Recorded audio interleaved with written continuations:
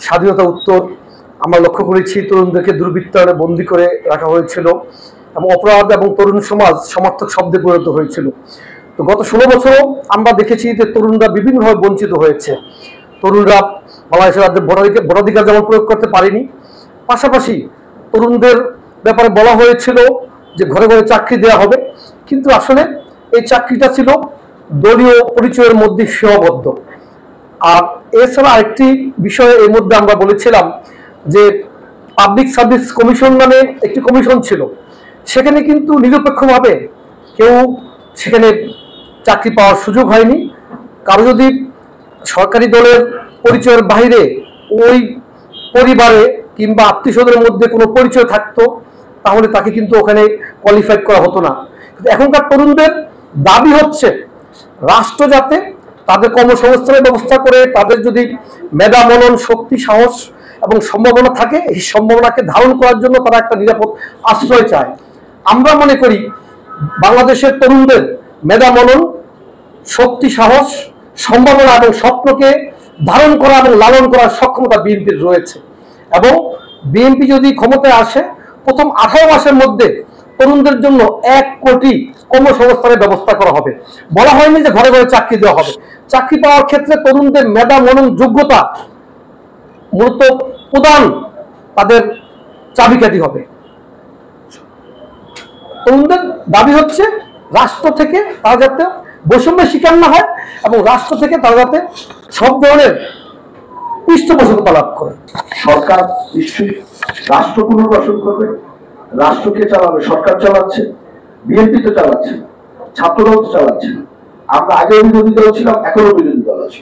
আপনি দেখবেন আমাদের জায়গা থেকে বাংলাদেশ জাতীয়তাবাদী ছাত্রদল যে কোনো ছাত্রের যে কোনো বিপদ আপদে, যে কোনো ছাত্র সংগঠনের যে কোনো সমস্যায় আমরা কিন্তু সব সময় জাতীয়তাবাদী ছাত্রদল তাদের পাশে ছিল, আছে এবং থাকবে। আমাদের রিজভী সাহেব দেখতে গিয়েছিলেন, আমাদের সিনিয়র যুগ্ম মহাসচিব। এই বিষয়টি আমরা আমাদের জায়গা থেকে সর্বোচ্চ করছি। আপনি জানেন যারা আহত হয়েছে, যারা নিহত হয়েছে, বিএনপি ভারপ্রাপ্ত চেয়ারম্যান জনাব তারেক রহমান প্রত্যেকটি পরিবারের খোঁজ খবর নিয়েছে।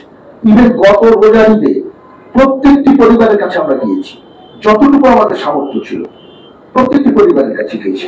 আগামী কোরবান ঈদে জনাব তারেক রহমানের নির্দেশনায় জাতীয়তাবাদী ছাত্রদল এবং আমরা সাথে অন্যান্য যারা অঙ্গ সংগঠন আছে আমরা প্রত্যেকটি পরিবারের কাছে গিয়েছি।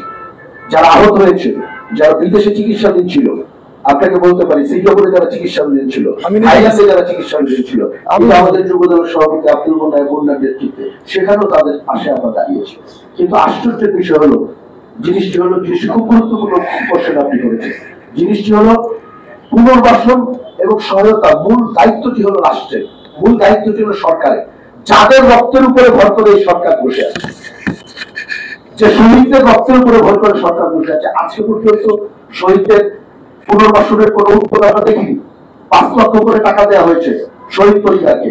আপনি খোঁজ দিয়ে দেখবেন বাংলাদেশ জাতীয়তাবাদী দল, আমরা ছাত্র দল এবং আমরা যারা সহযোগী আছি আমরা সবাই মিলে ছাত্র আন্দোলনের কর্মীদেরকে আমরা সহযোগে কর্মীরা অর্থায়ন করে 5 লক্ষ টাকা বেশি অনেককে দিয়েছি, কিন্তু রাষ্ট্র মাত্র 5 লক্ষ টাকা দিয়েছে।